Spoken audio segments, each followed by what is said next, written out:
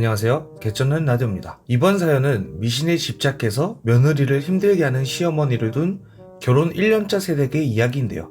결혼 전엔 다정했던 시어머니가 결혼 후 각종 미신을 통해 며느리의 일상을 간섭하면서 벌어지는 에피소드인 것 같아요. 특히 임신 후에는 더 심해진 미신적 간섭이 있었다고 하는데요. 오늘의 사연자분은 세대 차이를 넘어 서로의 마음을 이해하는 법도 이번 계기를 통해서 배웠다고 합니다.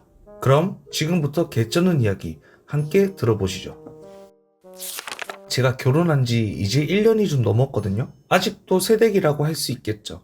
근데 이게 요즘 시대에 가능한 일인가 싶으실 거예요. 저는 29살 평범한 회사 다니는 직장인이에요. 작년에 지금 남편이랑 4년 연애하고 결혼했어요. 저는 오히려 결혼 전에가 정말 행복했어요. 남편도 너무 다정하고 시부모님도 항상 저를 딸처럼 아껴주시고 특히 시어머니는 제가 일하는 거 정말 응원 많이 해주셨거든요. 요즘에는 여자도 자기 커리어가 있어야지 이러시면서요. 근데 결혼하고 한 2주? 3주 정도 지났을 때부터 뭔가 달라지기 시작하더라고요. 어느 날 퇴근하고 집에 왔는데 시어머니가 저희 집에 오셔서 뭔가를 하고 계시더라고요. 어머님, 무슨 일이세요? 시어머니가 갑자기 웃으시면서 아이고, 며느리 왔어? 내가 너희 집에 애군이 들어오지 않게 부적 좀 붙이고 있었어. 그때는 그냥 어머님이시니까 그런가 보다 하고 넘겼어요. 저도 딱히 거기에 막 예민하고 그런 사람은 아니었거든요. 부적도 현관문 뒤쪽이라 딱히 티가 나는 것도 아니었거든요. 근데 그게 시작이었어요. 그 다음 주말에 남편이랑 저랑 집 근처에 가구점에 갔어요. 새로운 침대를 사려고요. 마음에 드는 침대를 찾아서 결제하고 배송 날짜까지 잡았죠. 그리고 시어머니께도 사이가 나쁘지 않았어서 자랑 삼아 전화를 드렸어요. 어머님, 저희 새로운 침대 샀어요. 다음 주에 배송 온대요. 그랬더니 시어머니가 뭐? 다음 주? 안 돼. 다음 주는 절대 안 돼. 대뜸 그러시는 거 있죠. 저는 진짜 깜짝 놀라서 아니 어머님 왜요? 무슨 일 있으세요? 다음 주는 손 없는 날이 하나도 없어. 집안에 새 가구 들이면 재수가 없다고. 아니 진짜 그 자리에서 바로 가구점에 전화해서 배송 날짜를 다음 달로 미뤘죠. 하도 시어머니가 강경하게 말씀을 하시니까 정말 어쩔 수가 없었어요. 근데 이게 끝이 아니었어요. 그때부터 시어머니는 거의 매일매일 전화하셨어요. 오늘 너네 집 현관 쪽에 기운이 안 좋으니까 소금물 한 그릇 놔둬라. 아가, 오늘은 빨간색 옷 절대 입지 마. 애군을 부른다. 내가 어디에 부적 갖다 놨으니까 그거 남편 지갑에 꼭 넣어놔라. 남편도 처음에는 에이, 어머니가 그냥 걱정해서 그러시는 거지 이러더니 나중에는 어머니에게 전화 올 때마다 여보, 또 엄마야. 여보가 받아. 이렇게 전화를 저한테 넘기고 그랬거든요. 그래도 참았습니다. 시어머님이시니까 존중해 드려야지 생각하면서. 근데 진짜 큰일이 터진 건 제 생일날이었어요. 남편이 깜짝 선물로 제 친구들을 불러서 집에서 작은 생일 파티를 해주기로 했거든요. 친구들 5명이랑 남편이랑 저랑 정말 큰 기대를 하고 있었어요.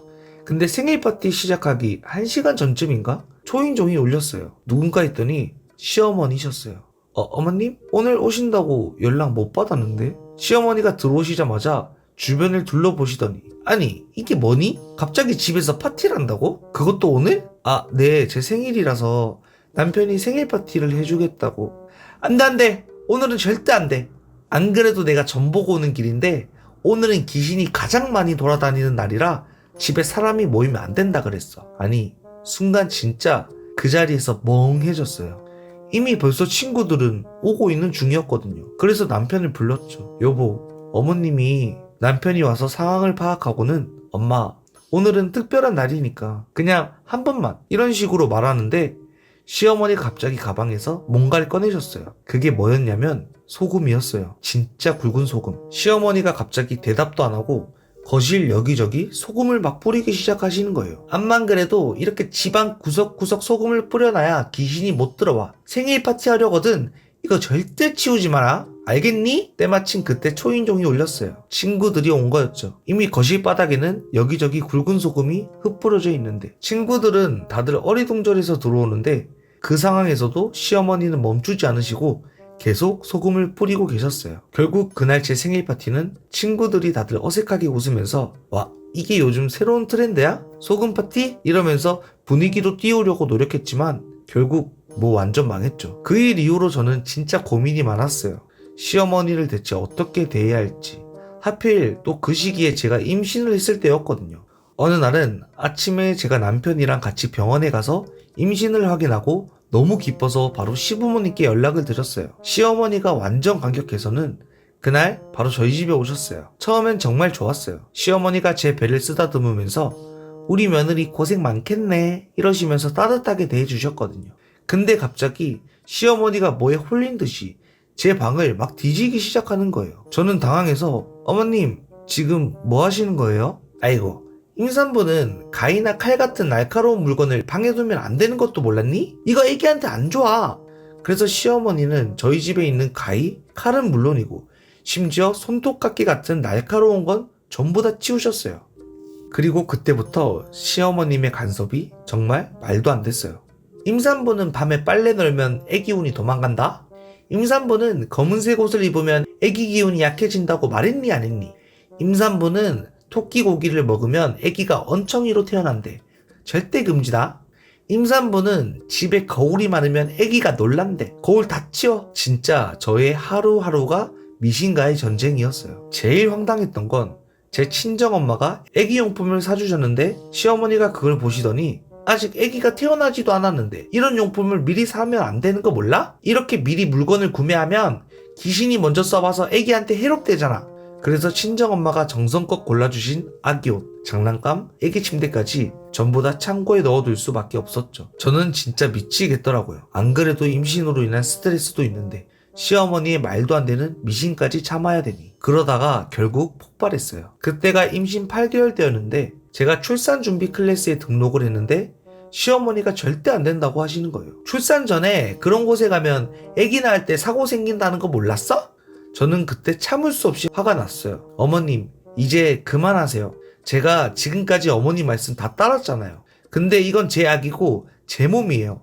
적어도 출산 준비는 제대로 해야죠. 어머님 그리고 저 정말 너무 지쳐요. 매일매일 미신 때문에 이게 다 무슨 일이에요 정말. 시어머니는 완전 얼어붙으셨어요. 그리고 울음을 터뜨리셨죠. 아이고 내가 그렇게 괴롭혔니? 나는 그저 내 손주가 건강하게 태어나길 바라는 마음밖에 없는데 이게 다 너를 위한 건데 아이고. 그날에서야 저는 왜 우리 시어머님이 그렇게 미신에 예민한 건지 알게 됐어요. 시어머니는 안타깝게도 젊었을 때 첫 아이를 유산으로 이루셨다고 해요. 그 트라우마가 알게 모르게 항상 있었대요. 그리고 이번엔 손주가 생긴다고 하니까 너무 불안하셨던 거였어요. 그날 시어머니와 정말 오랜 시간 대화를 했죠. 시어머니가 말씀하셨어요. 내가 내 방심만 너무 고집했구나. 요즘은 하도 발전을 많이 해서 이런 거 안 믿어도 되는데 괜히 내가 겁이 나가지고. 저도 시어머니 손을 꼭 잡고 말했어요. 어머님 저도 이해해요. 하지만 저도 너무 불안해요. 그래서 제대로 된 정보를 알고 준비하고 싶은 거예요.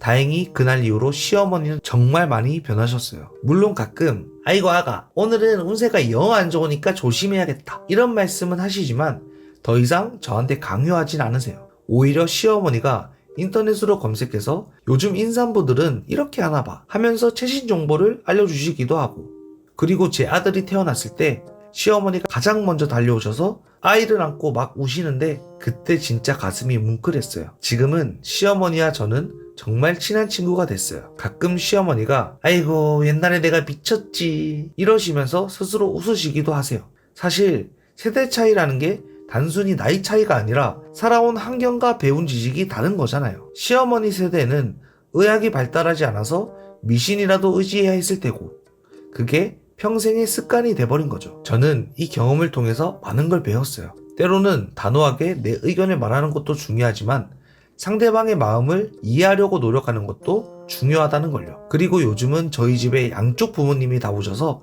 같이 손주 보면서 웃고 있어요. 지금은 시어머니가 그때 소금 뿌리던 모습이 이제 저희 가족 사이에 재밌는 에피소드가 됐죠. 아, 그리고 재밌는 건 저도 가끔 미신을 따를 때가 있어요. 아들을 데리고 처음 외출할 때 저도 모르게 애기 이마에 거무 좀 찍어야 되는데 이러고 있더라고요. 시어머니한테 배운 거였는데. 오늘 제 사연은 여기까지입니다. 감사합니다. 오늘 들려드린 결혼 1년차 세대계 사연 정말 흥미로웠죠? 저도 듣는 내내 소금 파티에선 웃음이, 그리고 마지막엔 뭉클함이 밀려왔네요. 사실 가족 간의 갈등은 늘 있는 일이지만 특히 시부모님과의 관계는 많은 분들이 어려워하시는 것 같아요. 오늘 사연자분처럼 때로는 단호하게 자신의 선을 그으면서도 상대방의 마음을 이해하려는 노력이 얼마나 중요한지 다시 한번 생각하게 됐습니다. 여러분도 비슷한 경험이 있으신가요? 혹시 집안에서 지켜야 한다는 미신이나 금기사항 중 가장 황당했던 것이 있다면 댓글로 공유해주세요. 또는 세대 차이를 극복한 경험이 있으시다면 그것도 들려주시면 좋을 것 같습니다. 여러분의 사연도 기다리고 있으니까 개쩌는 라디오 이메일로 사연 많이 보내주세요. 그럼 오늘도 개쩌는 라디오 들어주셔서 감사합니다. 구독과 좋아요 잊지 마시고 다음 시간에 또 찾아뵙겠습니다. 안녕.